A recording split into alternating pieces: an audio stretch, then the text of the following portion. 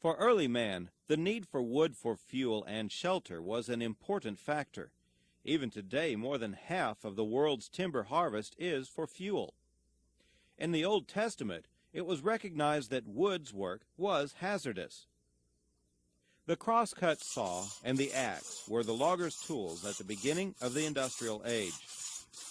Most Americans lived on small farms and learned woodcutting skills clearing land for crop production and cutting trees for shelter and fuel. The first chainsaw was made in 1926, and development reached a high level following World War II.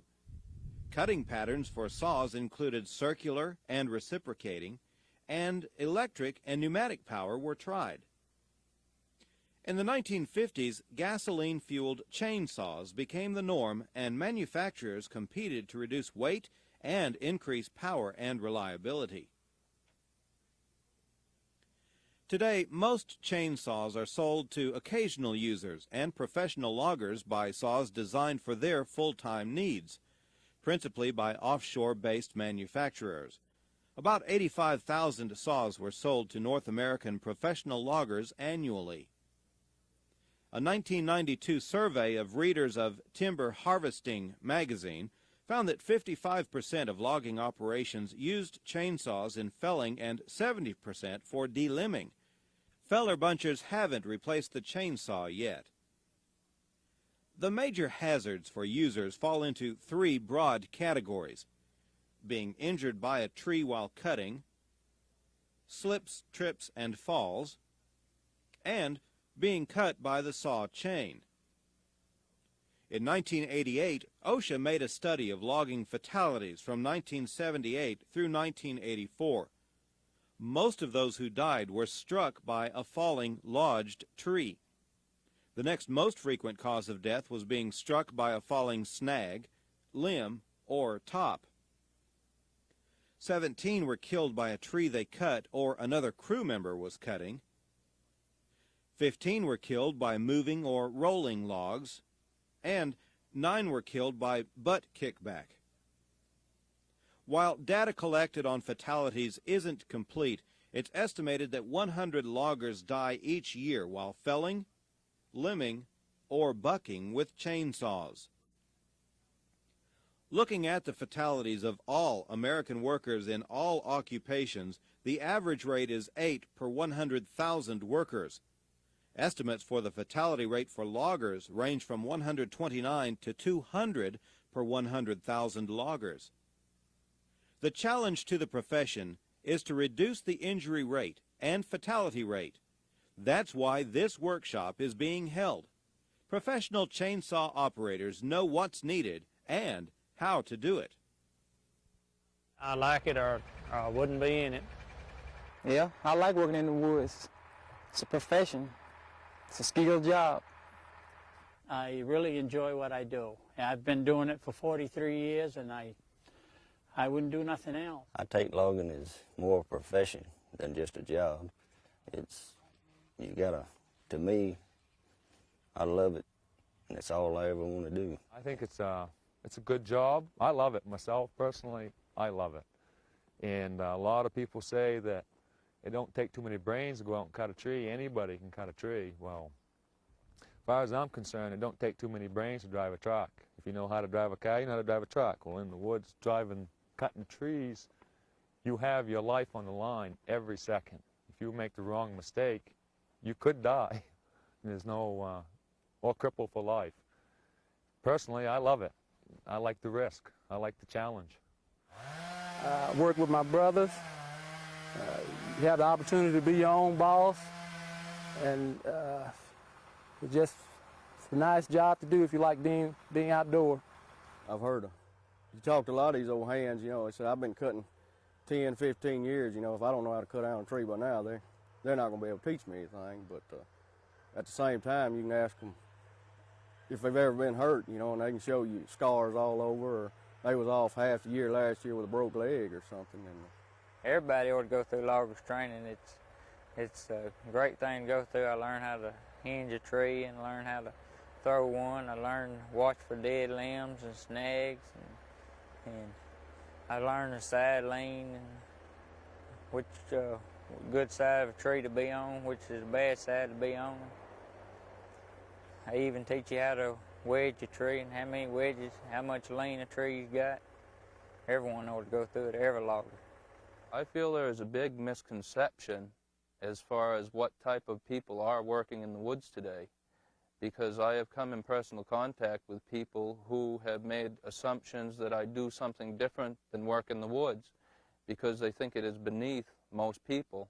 But I find it a very satisfying, fulfilling, and gives me great self-respect from being able to do the work safely and professionally.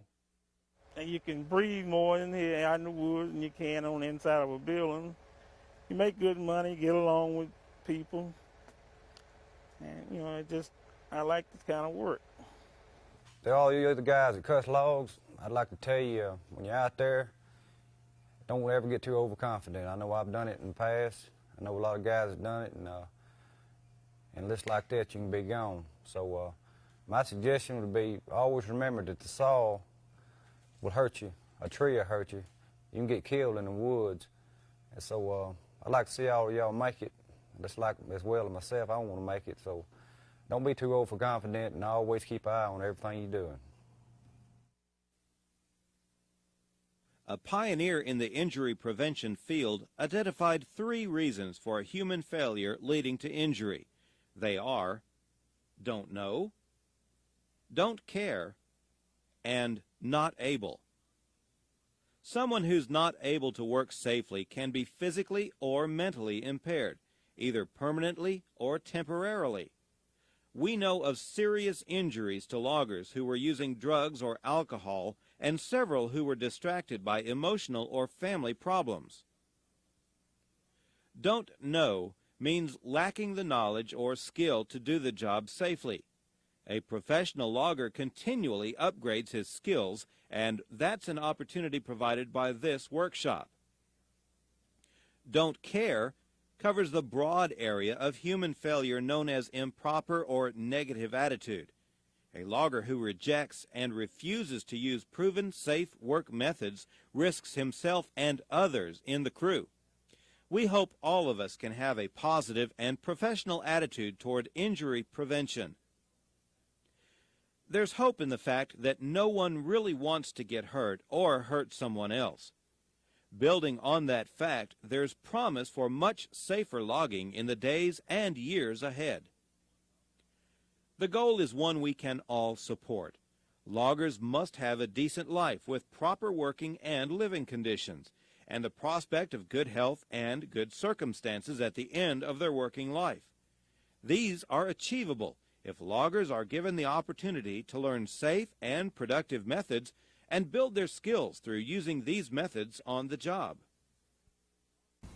You know, you've got to keep an open mind to try something new. The best of the woods business to me is in the fall and in the springtime when the weather is perfect, when it's just right, and you know, the birds are singing, and you know, you feel good after getting rid of the winter, because it was cold most of the winter and everything, and that time of the year, it just makes you feel great to be alive, you know, out here with nature and the smell of the sawdust and, you know, the diesel fuel. I even enjoy the smell of the skidder running. Logging's not the most glamorous occupation that a person can have, but I personally take a lot of pride in the work that I do. Logging is a profession, and a lot of people think you go out there and butcher the woods up, but it's not like that. You go out there and you train to do a good job. You do it and have pride in it. Cutting logs is not something just everybody can do. I get out and I enjoy cutting wood, and so when I started cutting wood, I enjoy being out in the woods, and I could make a living doing it. The wood's my teacher. The woods, her canopy covers me like a blanket from the heat. The flies too hard in the cool morning. The breeze across the clear cut cools me like a fan. The dust from the ground dulls her beauty, but it is short-lived. Each tree has its own beauty, but I only see it when I look. I have knocked her down and she stands back up. The shorter standing is not for me, but my brothers that come after me. The one I cut today was there long before me. She's 4 feet across, and for 200 years she took that space, and in 1 minute she has been replaced by those whom would never be if she was to stand. The sun shines down to her ground and calls one up from under feet to fill the hole in her canopy. She's a stubborn girl, this woods of mine. She froze my hands and dulled my mind. Loggers everywhere share the feeling that Maurice Pelletier expresses in his poem, pride and professionalism. With knowledge and patience, there's opportunity for loggers to enjoy the forest in the years ahead. The first step to professional saw operation is good saw maintenance, and we'll cover that in the next video section.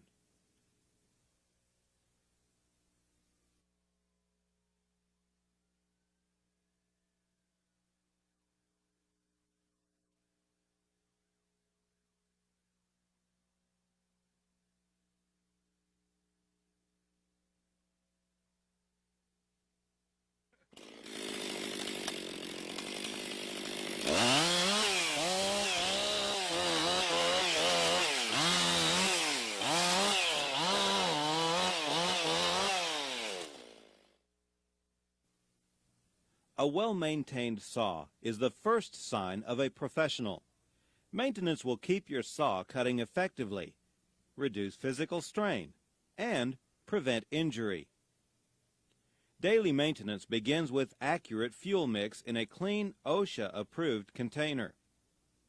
Never transport fuel or saws in the driver or passenger space of a vehicle or machine. The fumes could explode. When saws, fuel, or tools are transported, they should be secured to avoid personal injury. Use gasoline with an octane rating of 89 or better and mix with 2-stroke oil at the rate set by the manufacturer. It's best to put in half the gasoline, add the entire amount of oil, shake the container, and add the rest of the gasoline. Shake the container thoroughly each time before filling the tank. Before opening the fuel and bar oil tank caps, clean the area around the caps carefully to be sure no dirt falls in.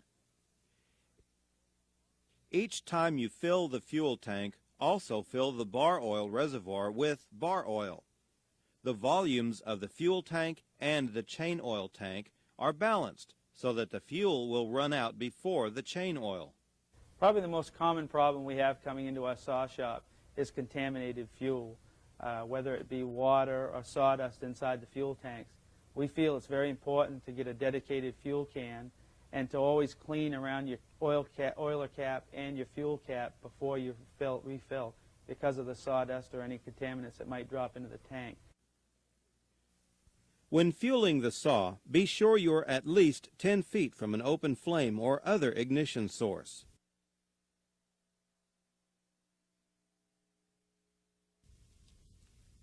You must also start the saw at a distance of at least 10 feet from where you fueled it.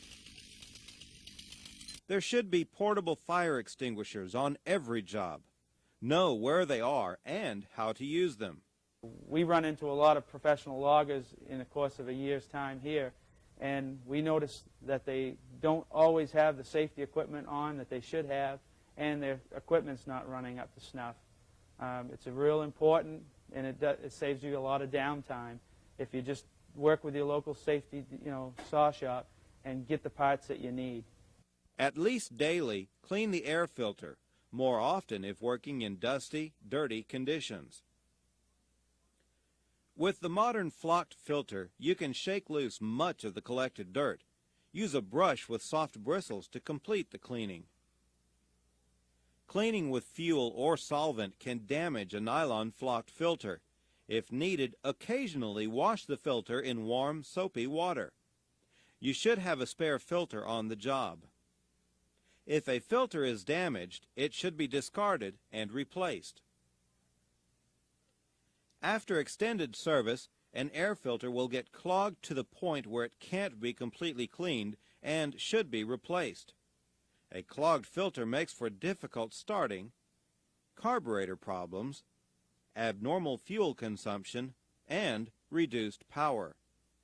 A damaged filter can let dirt into the engine and reduce useful engine life. Our most important customers are professional. They provide about 60% of our business. The biggest problem we find when they come in is they have not properly maintained the filters, and the filing technique is pretty bad down here on some of them. The chain brake is an OSHA-required line of defense to avoid kickback injury. A brake in good condition can stop chain rotation in a kickback in a short time. It is activated either by the motion forward of the front hand guard or by inertia forces alone if the hand doesn't contact the guard, such as in a felling position. Most professional saws are inertia type, but some less expensive consumer type saws have only manual brakes. This brake is under the clutch cover.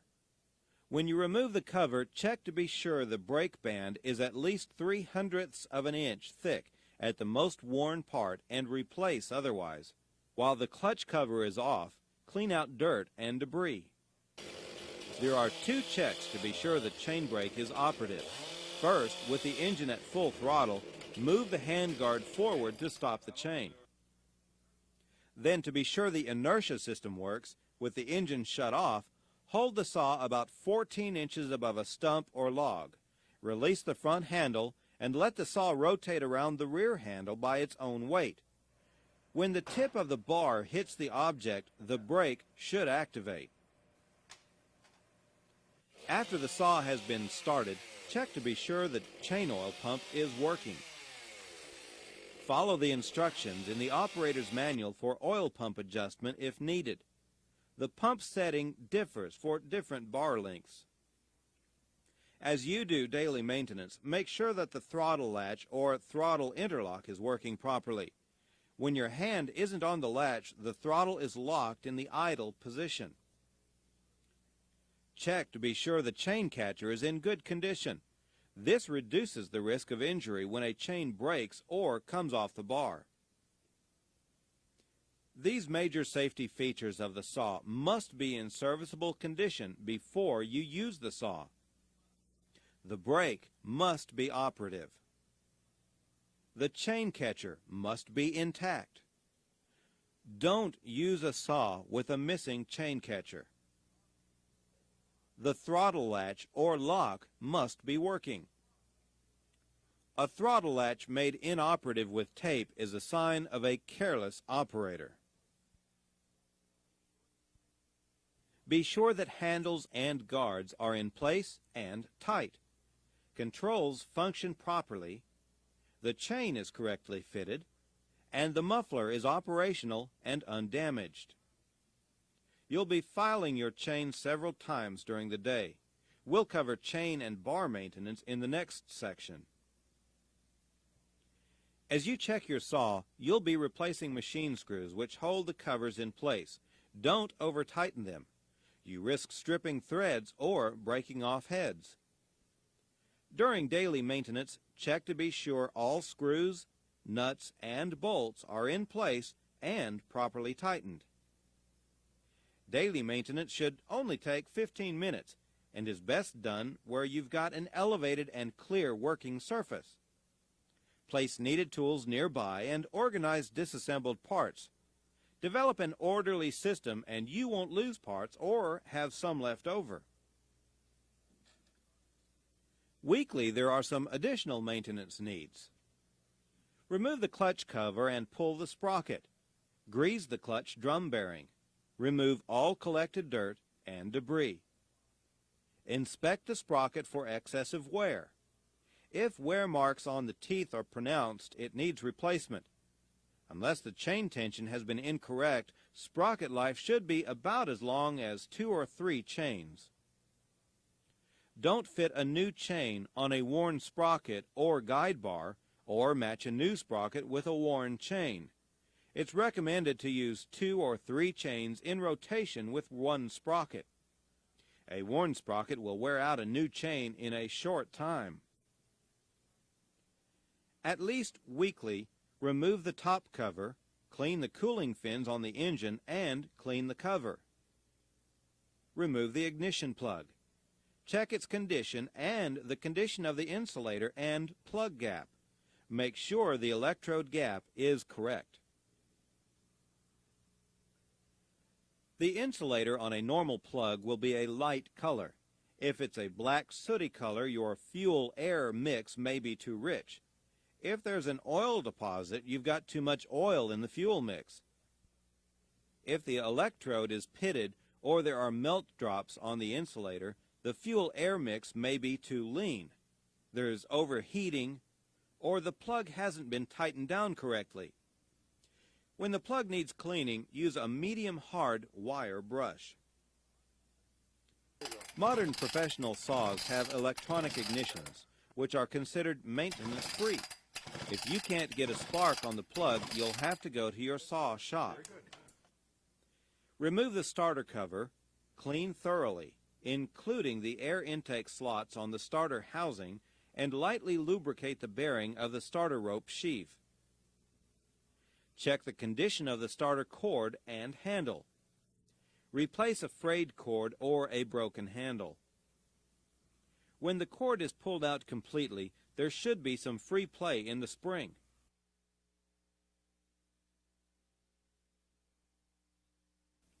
At least weekly, remove the muffler and clean it thoroughly. Most mufflers have a spark arrestor screen, and this should be cleaned with a wire brush.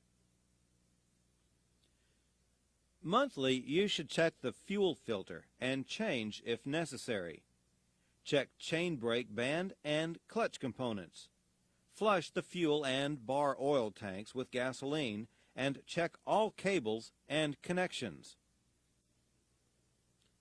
The carburetor mixes fuel and air for best cutting and idling performance. We'll run through the steps to adjust the carburetor on one type of saw. These steps differ for other saws. Be sure to follow the manufacturer's recommendations specific to your saw. A dirty or damaged air filter will affect running speed, and so will an incorrect fuel mix, so be sure these are as they should be before trying to adjust the carburetor. With a new saw, you should check the carburetor adjustment after you've run through about 3 tank fillings.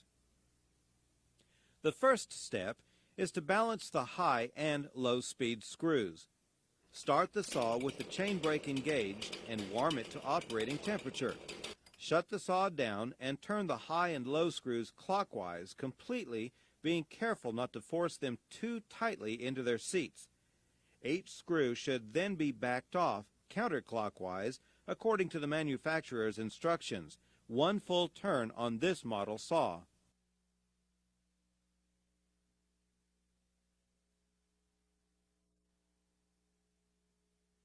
Then start the saw. Next, turn the high-speed screw clockwise to reduce fuel feed. As the fuel mixture is leaned out, the saw will run faster until it sounds as if it's screaming. At this point, turn the high-speed screw back out, counterclockwise, to allow more fuel until a flutter is heard. This is the proper revolutions per minute for your saw. Next, release the chain brake and make sure the chain isn't moving when the engine is on idle. If it is, turn the throttle screw counterclockwise to slow the chain to a stop. Then, make a rollover test. After the saw has idled for about 20 seconds, turn it to different positions. If the saw stalls, it is getting too much fuel, which is puddling below the cylinder. Turn the low-speed screw clockwise a little bit, reducing the fuel, and repeat the rollover test. To adjust low speed with the saw at idle, ease the screw in clockwise until the saw stops. This is the rich setting. Note the position of the screwdriver. Start the saw and ease the screw out counterclockwise until the saw stops. This is the lean setting. Note the screwdriver position. Then set the screw midway between the lean and rich settings, and you should have it right. If these steps or similar steps recommended by your saw's manufacturer don't do the job, there's probably something wrong that needs attention from your saw shop. We're going to adjust this chainsaw now to the exact tack settings with a digital tachometer. They're a handheld type unit. They only cost around $100, and we recommend them highly in our shop to give you the exact right RPMs for the saw. It's great to do it by ear, but it's nice to have the tack, and it's well worth it. Let me just show you how we do it.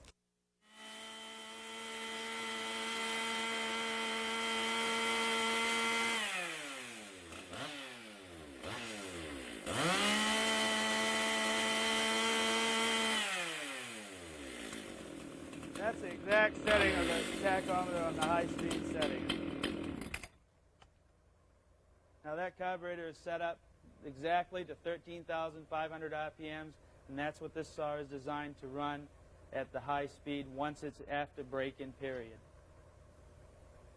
Daily and weekly maintenance will be easier and more effective if you've got the right tools on hand. Hand tools should only be used for their intended purpose.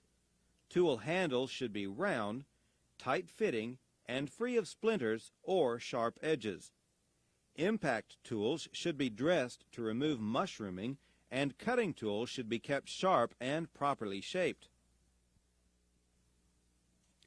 A professional also keeps a supply of spare parts likely to be needed for simple repairs and maintenance. You can get what's needed at the saw shop, and it's a good idea to strip usable items from worn-out saws and save them. When not being used, store your tools and spare parts in a toolbox or other container. Each saw's maintenance needs are spelled out in detail in an operator's manual. There are different requirements for each make and model. Make sure you read the manual and keep it on the job for reference as needed. You need to keep your RPMs right. They don't need to be too high nor too low. But you can keep care of your saw by keeping it clean and, like I say, keep it in the wood. Your saw will run better, start quicker, cut more wood, and last longer if you practice good saw maintenance. The next video section will cover chain and bar maintenance.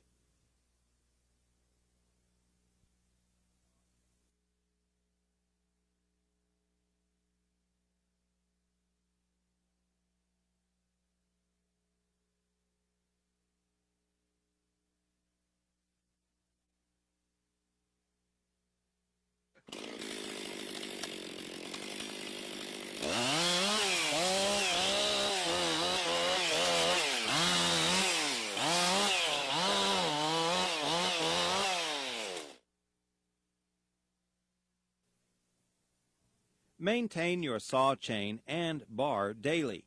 Look for cracks in rivets or cutters, badly worn drive links, play in the rivets, burrs on the side of links or cutters, and excessive wear to the bar. The chain should neither be too stiff or too limp. A badly worn or damaged saw chain is likely to break under use and could flail back and cut you severely. Discard a worn chain with only a small cutting edge left. Although the manufacturers recommend greasing the tips of the chainsaw bars all the time, we found through practices that the greasing the tip, you're pushing the grit back into the sprocket. It's hard to clean out before you start to grease it. So we recommend if it comes greased, or grease it right when you get it new and leave it alone and let the bar and chain oil rinse the grit out. It's good practice to rotate the bar each time you sharpen the chain or replace the chain to balance out wear. There are 4 basic rules for efficient saw chain cutting and getting the most service from bar and chain. First, the chain must be well lubricated. Second, the chain must be correctly tensioned. Third, the depth gauges or rakers must be correctly set. Fourth, the cutters must be correctly sharpened. Only use chain and bar oil.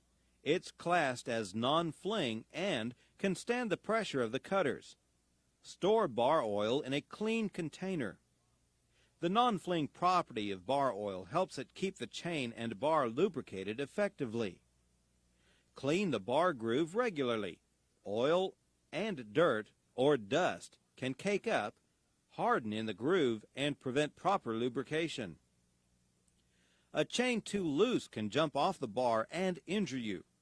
Loose chain is the main reason for excessive wear and damage to bar, sprocket, and chain. Wear gloves when adjusting chain tension to avoid cuts. Keeping the proper chain tension is complicated by the temperature of the chain. Don't fully tension a hot chain.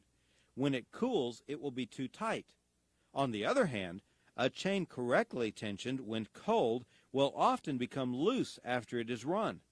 This is particularly true for a new chain, which will stretch during break-in.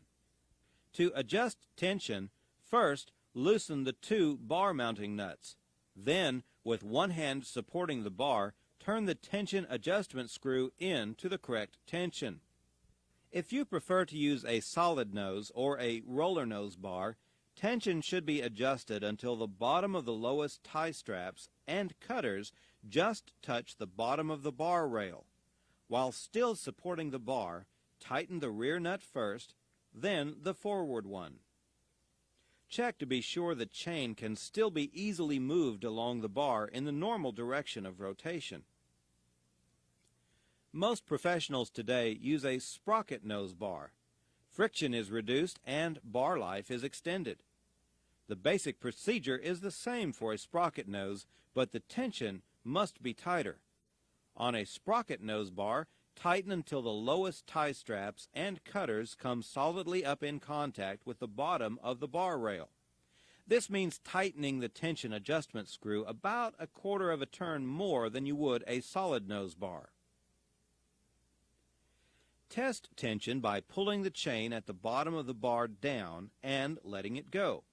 The chain should snap back in its original position, firmly contacting the bottom of the bar. You should still be able to pull the chain freely in its normal travel direction. As you're working, stop periodically to check the tension. The chain must be retensioned if the drive links begin to come out of the groove on the underside of the bar. Keeping chain tension correct is important and deserves high priority. Getting into the habit can reduce wear, increase productivity, and avoid injury. Before we get into depth gauges and sharpening cutter links, let's review chain terminology and chain parts. The chain pitch is the distance between any 3 consecutive rivets divided by 2. Saw chain pitch varies from 1/4 inch to 1/2 inch. Many professionals use 325 thousandths or 3/8 inch pitch chains. Chain pitch must match the drive sprocket. Chain gauge is the thickness of the drive links where they fit in the bar groove. Gauge varies from 50 thousandths of an inch to 63 thousandths of an inch. Here are 3 types of chain cutter sequence. Standard pattern has cutters spaced a tie strap apart. Semi-skip alternates 1 tie strap and 2 tie strap spacings between cutters. And skip pattern has all cutters spaced 2 tie straps apart.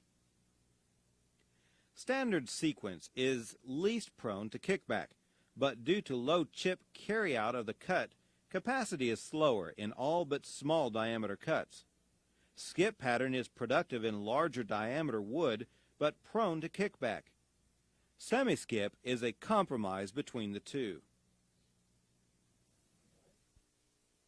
Reduced kickback chain, sometimes called bumper link or safety chain, has raised sections on the drive links or tie straps.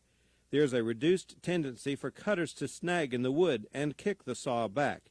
However, these links reduce the chain's chip carrying capacity and in higher diameter wood reduce productivity.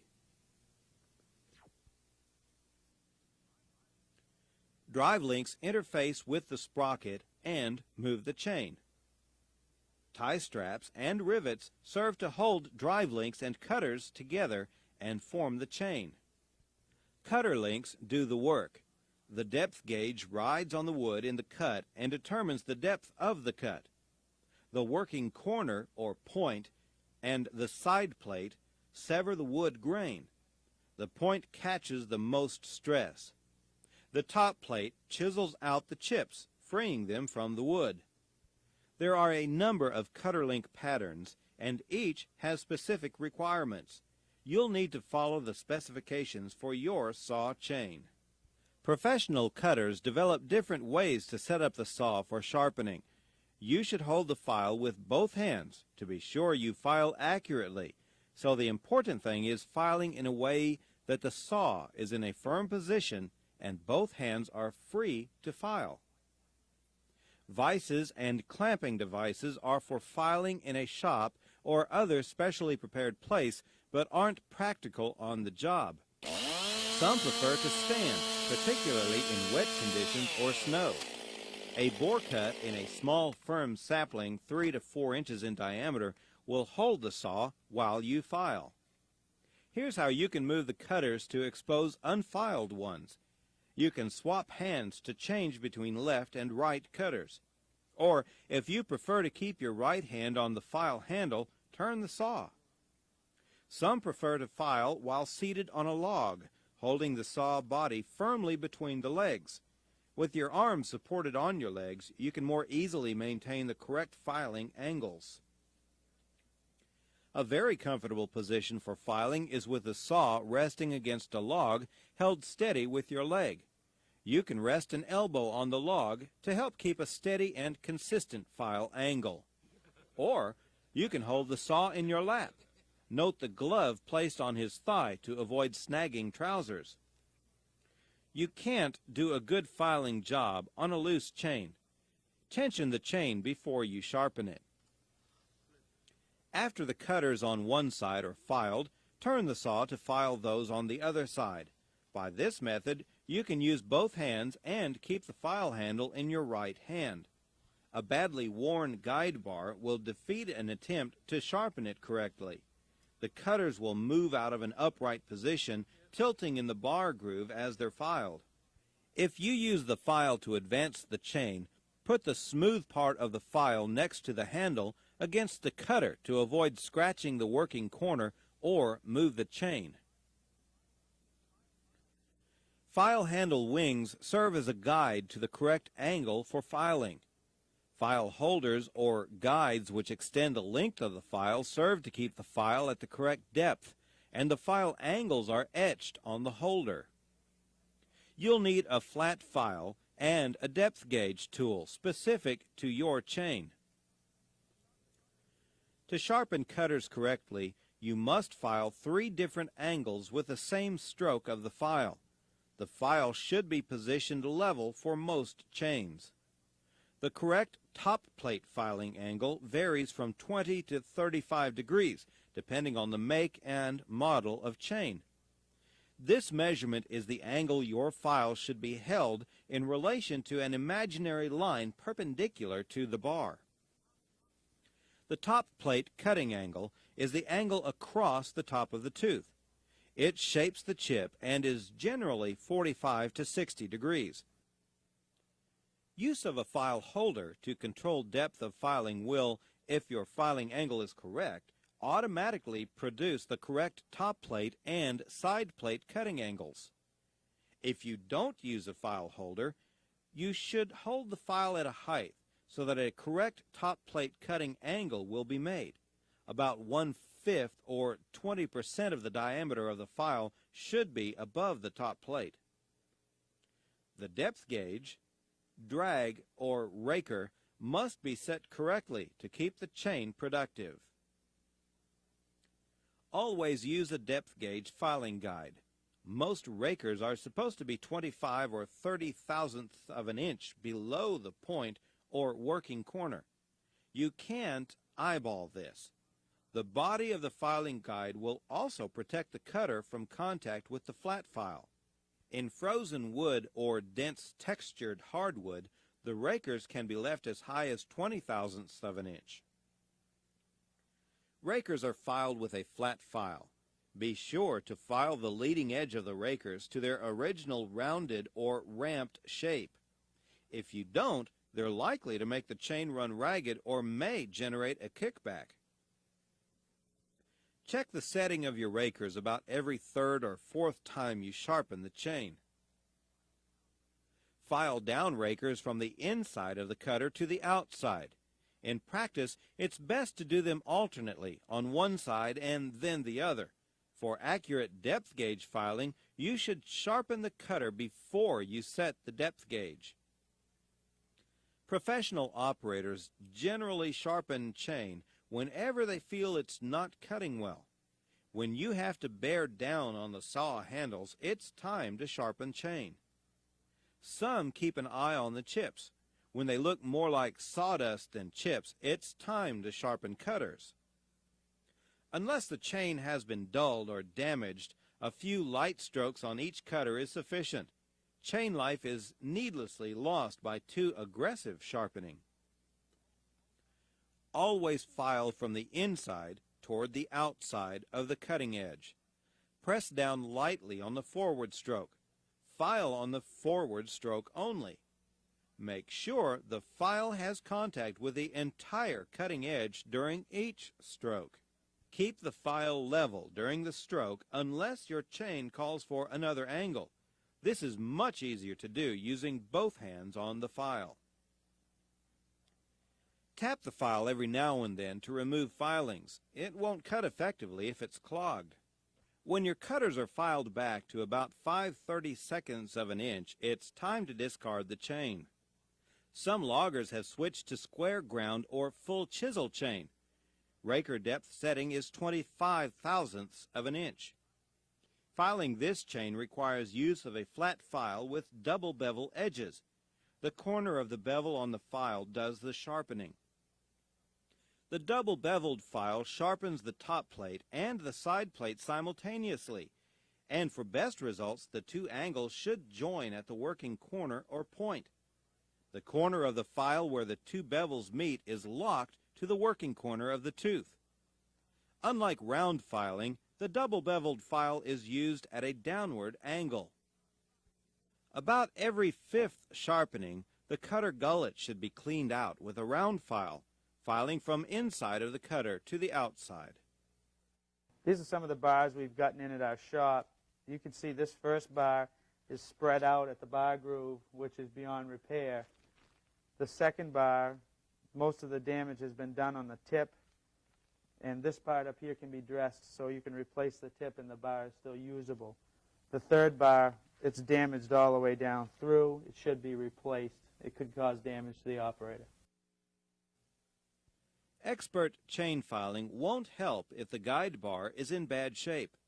The bar must be straight and free of cracks, chips, or deformed rails. When the bar rails are spread or the depth of the bar groove is worn badly, it's time to change the bar and probably the chain. Check the bar regularly for burrs on the edge of the guide rail. These should be filed off with a flat file. Bar length should be selected to match the average diameter of trees you'll be cutting. An occasional larger diameter tree can easily be handled.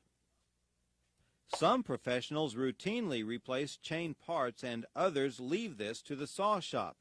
We'll not cover repairs in this workshop. There are publications to guide you if you want to repair damaged chain yourself. There are 4 rules for efficient and safe chain and bar use. Keep chain and bar lubricated. Keep tension correct. Correctly set rakers. Sharpen cutters correctly. Even with a high level of maintenance, a professional cutter must wear protective equipment. Be prepared to provide first aid and respect and avoid conditions which make the job hazardous. We'll cover these in the next video section.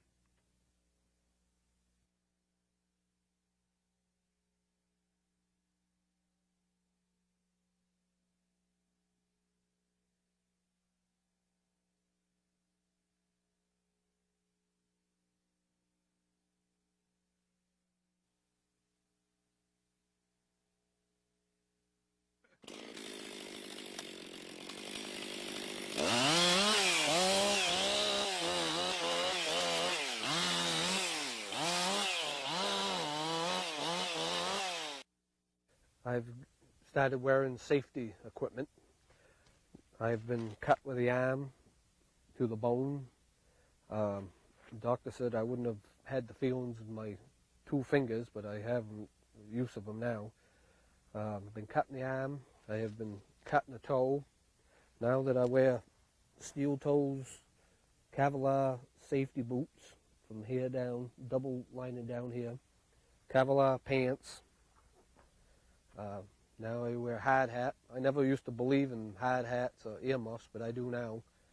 When you're working in the woods, you should have your personal protective equipment on. One of the most important is your hard hat. You should have it on, protect yourself from dead limbs falling down. Your hearing protection, have some earmuffs, and eye protection, have a face screen. You should have on chainsaw resistant pants, the pants or the chaps. You should also have safety chainsaw resistant boots. I wear corks in the bottom of mine to prevent from some slips and falls, give a little better footing. A hard hat is a must. There are too many overhead hazards in the woods to be without one. Lighter-duty bump hats aren't good enough. Make sure the harness is correctly fastened and undamaged. It's got to suspend the helmet or you've lost a lot of the protection. All saws produce noise at a level which can, over time, damage your hearing. Either plugs or muffs are acceptable protection. Find out which is most comfortable. He told me I've lost 70%. It has improved since I have been using the muff. It's improved some, but it won't get back to 100%. I'll always have a problem with my hearing. Eventually, the doctor told me that hearing aids won't even help me because I'll lose all of my hearing. But see, years ago, we never used to, all we went to work with is one of those little hats and worked all day long. And then when these helmets come out, we said, we ain't going to wear them. And then when they come out with these muffs, I said, I ain't wearing them muffs. And now, if I crank that saw and I ain't got them muffs on, I hate the sound of that saw. For eye protection while using a chainsaw, you have the choice of safety glasses or a face screen.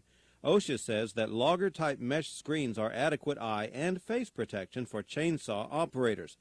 However, a face screen alone will not stop metal fragments. If you wear prescription glasses, they should be prescription safety glasses with permanently attached side shields. Safety glasses with side shields are best if you're doing repair work on a saw and there's a chance of flying metal chips. Leg protection is a must and must cover the full length of the thigh to the boot. Leg protection can be apron chaps or wrap chaps with extra protective material around the back of the legs. Pants or trousers which have the protective material sewn into them are getting more popular. There's little difference from the cost of chaps. Summer and winter weight pants are available. They're more comfortable than wearing chaps or leggings over regular pants. Siempre traerlas y para cuando el serrucho, si se corta un brazo, así, si se mete el serrucho así, brinca para atrás, como así, no lo corta. Protective cloth such as ballistic nylon or Kevlar is made of very strong fibers, specially woven and often with the cloth in several layers. It will be cut in contact with the moving saw chain, but gives the wearer time to pull the saw back. Some protective material is a woven combination of polyester and polypropylene fibers set up in multiple layers. As shown in this demonstration, on a discarded pair of chaps when contacted by running saw chain, the fibers are drawn in quantity into the chain and jam the sprocket. Boots constructed with cut-resistant material are required. Boots should be waterproof or water-resistant and high enough to provide ankle protection and support. You can get loggers' boots with chainsaw-resistant protective cloth built in, and they're a good investment. Your boots should have slip-resistant soles. Caulks on boot soles, long a standard for West Coast loggers, are now becoming popular in some areas of the East. Users say once you get used to them, you'll never be without them. The studs in these boots serve the same purpose as caulks. These studs are the same that are used in tires, and we use them in the woods to keep from slipping on the ice. OSHA requires an employer to inspect personal protective equipment before each work shift. Defective equipment must be repaired or replaced before work begins. OSHA also requires that employers of logging workers provide personal protective equipment at no cost to the employee. The only exception is boots. Employees must buy their own boots. Make sure that your shirt, jacket, and pants fit you well. Safety apparel is a very important part of our business. We have a large percentage of pro cutters, and we used to have a lot of injuries in the woods, and now with the new safety boots and chaps and all, we have a lot better. The customers they're our friends, not only loggers, and we like to see them protected. You should, if possible, select protective equipment and a hard hat in high visibility color. High visibility vests are also available. They should be of solid fabric construction. Mesh type vests can hang up on brush and equipment edges. While puncture-resistant gloves are required by OSHA for working with wire rope, most professional chainsaw operators find that sturdy gloves made of non-slip material can help operators keep a good grip on the saw. Gloves are available with chainsaw cut-resistant material built into the top side of the left glove, a frequent site for kickback cuts. It sure is good to have all the tools you need right with you when you need them. This tool belt here is quite handy. You can carry all the tools you'll need for felling and a little bit for emergency first aid. Wedges, of course, one always critical, and two for the tough situations. File, scrunch, and carburetor screwdriver for any in-woods adjustment. Tape measure if you're measuring out your logs in the woods. First aid kit here, specifically designed trauma dressing just for a chainsaw cut. Another type of tool carrier is this style here, this nylon style, designed also to be worn on your belt. Includes all the important equipment you'll need while you're cutting. First aid here, this small first aid kit designed just for chainsaw cutters includes a triangle bandage for trauma dressing, tourniquet, antiseptics, and a police whistle. In this next compartment, room for a scrunch, chainsaw, carburetor adjustment screwdriver, and file. In the back, room for up to 2 wedges. This model is designed for 10-inch wedges or smaller. Can also be purchased for larger or smaller wedges. In addition to the first aid kit that I carry in my pickup, at a workshop I learned from another logger that you can keep some first aid materials in your hard hat. And here I have a maxi pad for trauma dressing and a few band-aids, so that if there's an injury occurs, I don't have to go to the truck that might be several hundred yards away on the landing. There should always be an OSHA-approved first aid kit at the felling site. Every worker and supervisor must also have first aid training and CPR training. The employer shall assure that each employee's first aid and CPR training certificate remain current. There are times when conditions are just too hazardous to use a chainsaw. Electrical storms, heavy rain or snow, strong winds that may affect the fall of a tree, extreme cold, dense fog, fires, and mudslides mean it's time to seek shelter until conditions improve. If you're not in good physical, mental, or emotional condition, you don't need to be punching a chainsaw that day. Fatigue, headache, toothache, fever, bad cold, hangover, you name it. If you're not physically up to the heavy demands of logging, don't try. Sit down on it.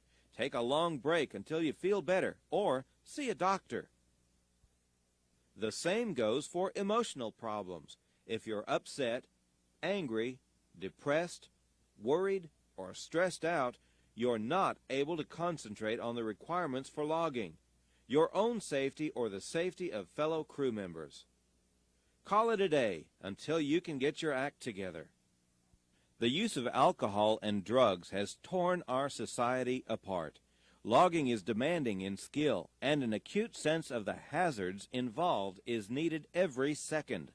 Don't let alcohol or drugs take you down, and don't tolerate it from other crew members.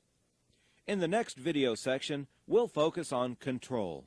A professional uses work practices which help control the saw.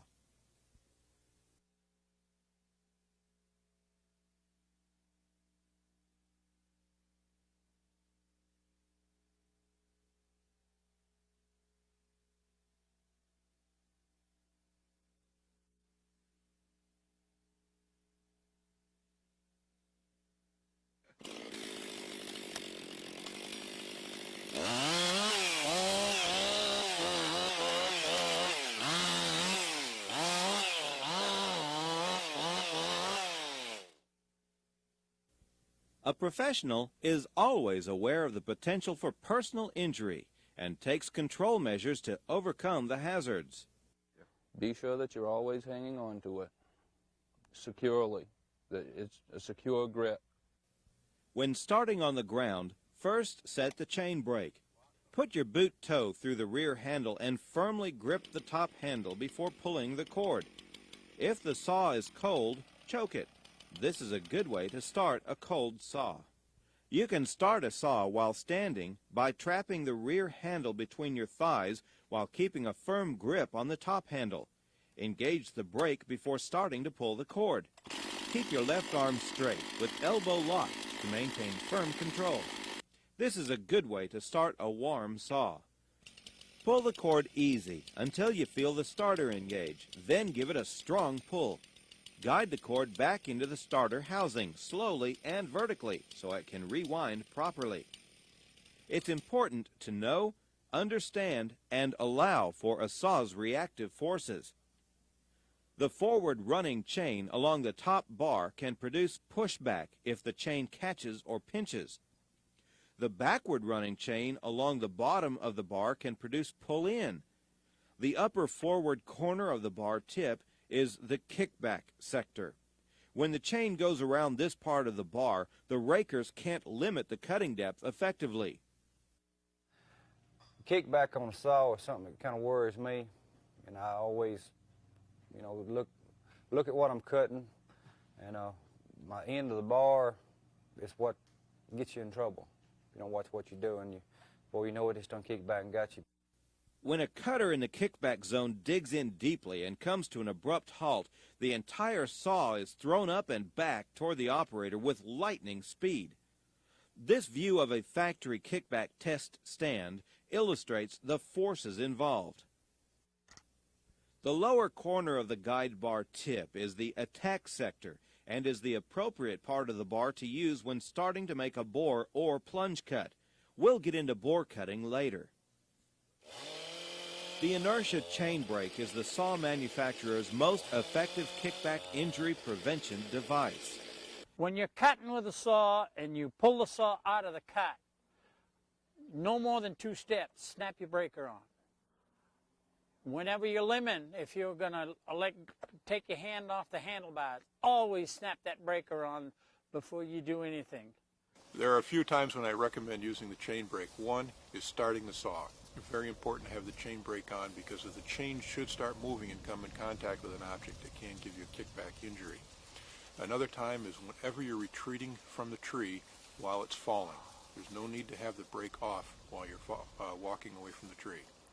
Also, I recommend if you're going to be taking more than 2 steps at any time, put the brake on and use it as a safety feature.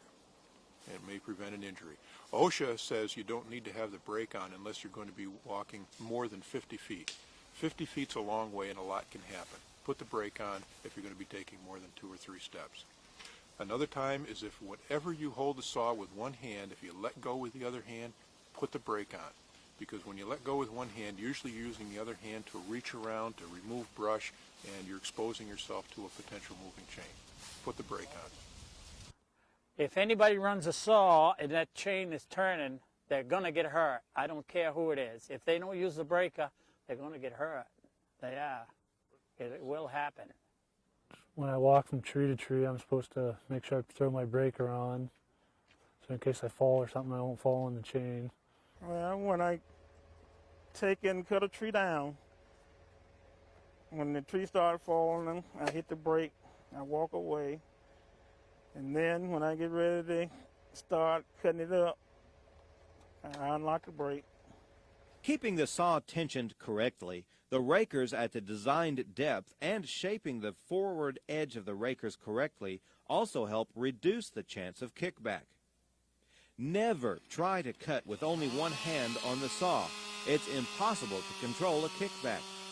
When you have to let one hand leave the saw, such as to pull a limb out of the way, first set the chain brake. Your hand grip should be with the thumbs opposing the fingers. When bucking, the left arm which holds the forward handle should be straight and locked as much as possible. Don't try to cut above shoulder height, and never try to cut directly overhead. 3 different handhold positions are used. When bucking, the left hand grips the forward handle from above. When felling, the left hand shifts to the side of the handle. For trimming low limbs on a standing tree, you shift your right hand so that your thumb is on the throttle. Before you use the saw to make a cut, be sure you have good, secure footing. If you slip or trip, the saw will be out of control. Never cut and change the position of your feet at the same time. When you're making bucking or limbing cuts, shift your body so it's not in the direct line of a kickback. Bucking from below gets your legs out of the kickback line of travel. While making felling cuts, a firm and secure body position will give greater control over the saw. Although this cutter is using good felling methods, his body position is strained. He needs to kneel or squat and give his back and thigh muscles less punishment. Get down low and get in next to the tree. The most controlled position is kneeling and leaning into the tree. You can shift knees as you move around the tree. Squatting with the knees in front of the shoulders while leaning into the tree lets you shift your feet as you move around the tree. The elbow stance is higher than the squat position and less demanding on the legs.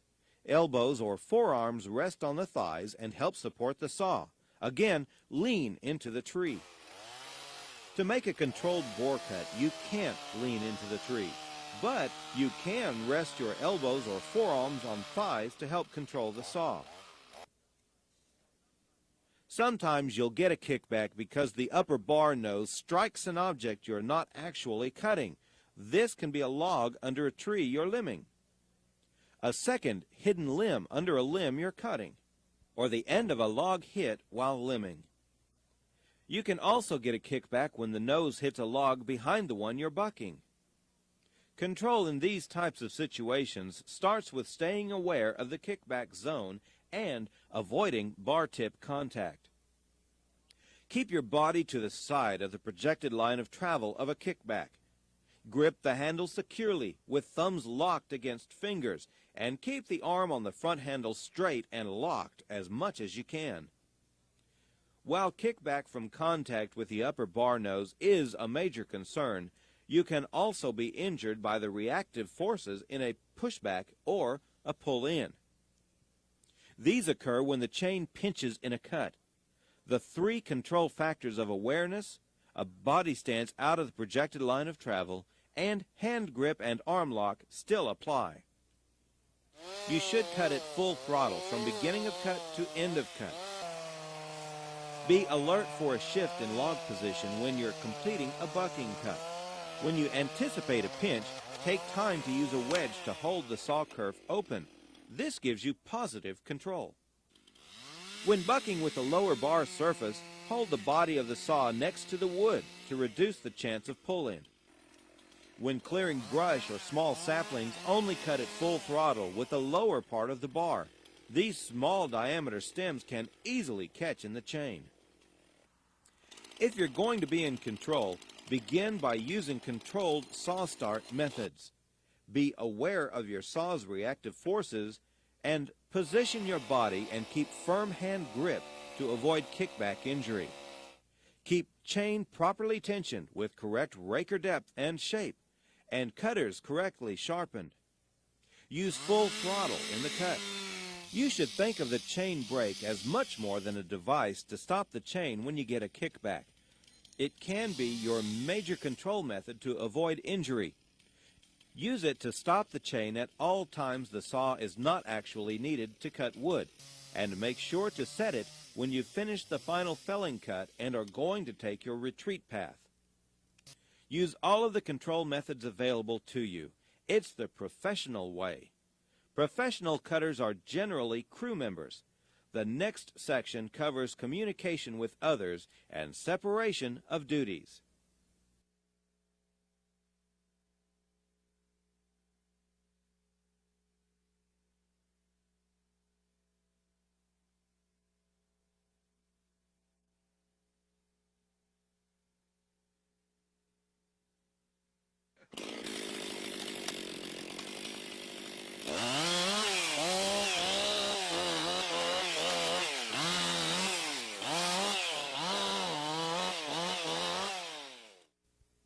An important reason for good communications is being able to assist quickly if someone is injured. Too many loggers have died because no one knew they were hurt. OSHA regulations require logging workers to maintain visual or audible contact in case assistance is needed.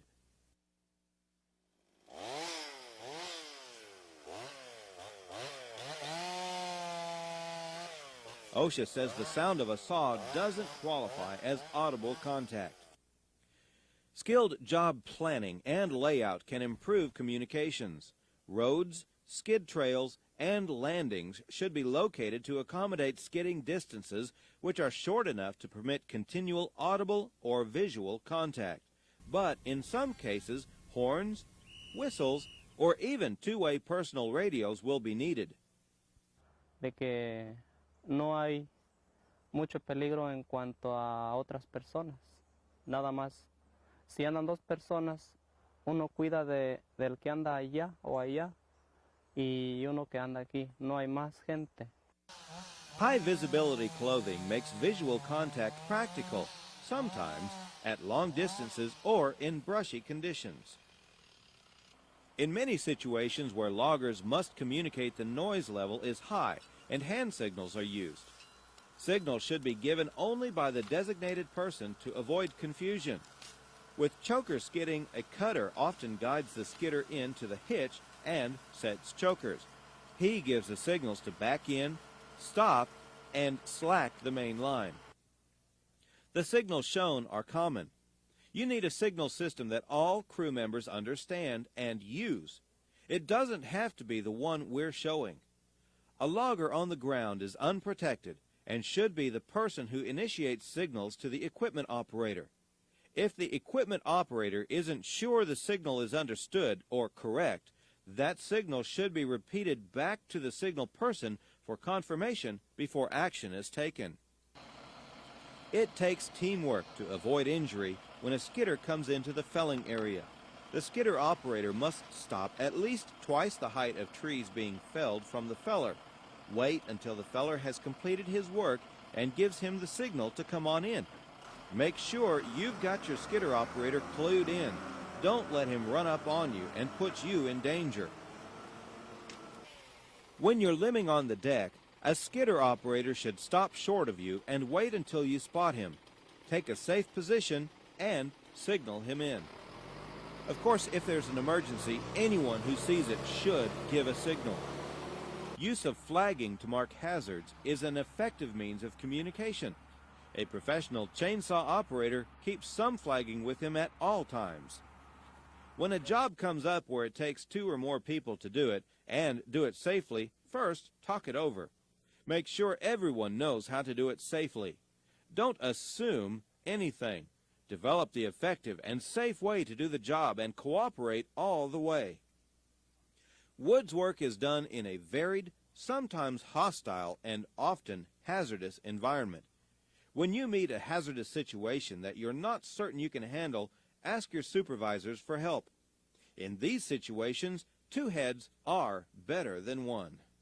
Always be aware of hazards around you, to maintain an alert status because they can all be life-threatening. Also, if someone approaches you with different ways of cutting, felling trees, or preparing a twitch to be hauled, you should have an open mind and allow the possibility for change. Professional chainsaw operators keep themselves open to new ideas, new opportunities to make the profession safer and more productive. Logging has a long tradition of change and improvement, and this will continue in the future. Attend training and education meetings and workshops whenever you can. Keep on top of new ideas. Read everything you can find about your profession. There's a lot of good information available. Be open to change. A new chainsaw comes with manuals or instructions from the manufacturer on maintenance, adjustment, and safe use. Read and heed. You can learn about better, safer, and more productive methods. OSHA requires chainsaw operators' safety training be based on the instructions in the operator's manual. Just as you were once attracted to logging, others continue to enter the profession. Share your knowledge with others. Help them build the skills needed to become professionals. When you see a crew member putting himself or someone else at risk, step in, talk it over. Tell and show him how to do it the right way, the safe way. I think when you actually show him, instead of just talking to him and explaining what you're doing, show him how to do it and making the knots, forming the hinge, releasing the tree, and you stepping out of the way, and you get your distance before the tree ever starts to move.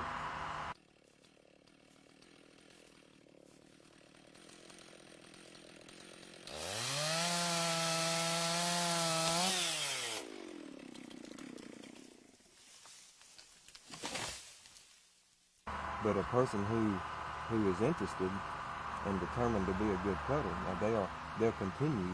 They can see the mistake and go back and correct it as time goes, and really shouldn't. A person who's really interested, I don't think taking too long to get the technique. On this shortwood job, the pilers and the cutter are working too close to each other. They're brothers, but they're asking for trouble by not observing correct separation of duties. All crew members must know and observe this spacing rule. Crew members, whether operating equipment or on foot, must not come any closer to an active felling operation until the feller stops what he's doing and waves or call the workers in.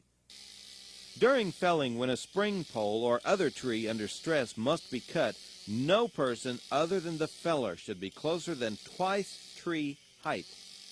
It's not a good idea for one or more guys to saw too close together because you might get a tree thrown on you. We usually try to work at least 2 tree lengths apart. In chainsaw felling, the hazard zone is twice the height of trees being felled. A falling tree often dislodges limbs or knocks snags over, and they can drop or be thrown well beyond or behind the path of the felled tree. One saw manufacturer recommends a 2.5 times tree height separation distance. But I'd rather stay 3 or 4, because you don't ever know. Because, you throw a tree, it hits another tree. You saw it throw a big tree into this tree, it'll knock it down. Then if it hits something smaller, it'll knock it on down. Okay. On steep terrain, the separation distance should be greater than twice tree height. All ground workers should remain well clear of mechanical felling. With saw heads, there's an additional hazard. A cutter tooth can be thrown a long distance at high speed. Manufacturers recommend a 300-foot separation distance. Where full trees are skidded to a staging area for limbing, bucking, and topping, separation of duties must also be observed. If we're in a selective cut, basically the cutter will direct the skidder operator in, and he's paying attention to where that skidder's going, and his saw will most likely be shut off and set down or shut off and in his hand, and he will be directing the guy into a specific hitch, and we'll help him hook up and then be paying attention while he leaves that selective cut in that general area. If it's in a clear cut, we could still be doing that, or the cutter has a chance. If the cutter has a chance to get ahead, we'll let him go ahead and get away from the skidder. But 2 tree lengths is the bare minimum we'd like to see him. We'd like to see him even farther than that. When you're out in the woods, I suggest to anybody just cutting, if you got 2 or 3 of you cutting, to know at all times where the other guy is, and he needs to be a couple of tree lengths, I think it is, away from you at least.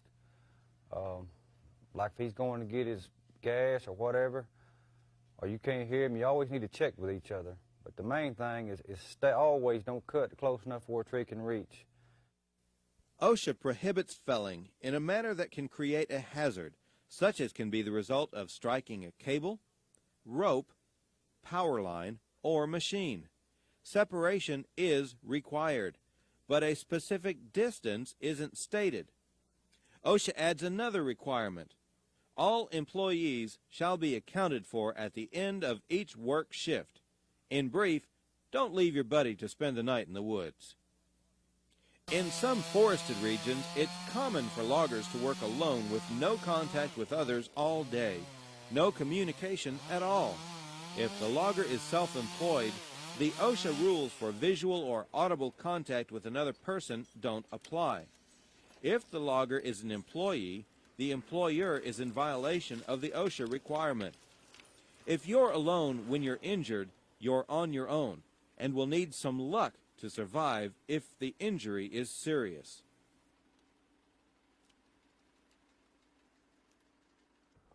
One of my worst fears is being trapped in the woods. It's not necessarily getting hurt or killed. It's being trapped and pinned and you can't get out and nobody to rescue you. With wild, the coyotes, mountain lions, or whatever, in the wintertime they're pretty hungry. And I have been in the woods before all alone, cutting away, and you can feel somebody watching you and watching you. You turn around and look, and there's 2 or 3 coyotes standing in the chopping. So you get on your skidder and you run up across the chopping, chasing these coyotes. And they just run off in the woods a little bit and stop. If you go back to cutting, they sit there and watch you. It's made me nervous enough, so I've just left the woods.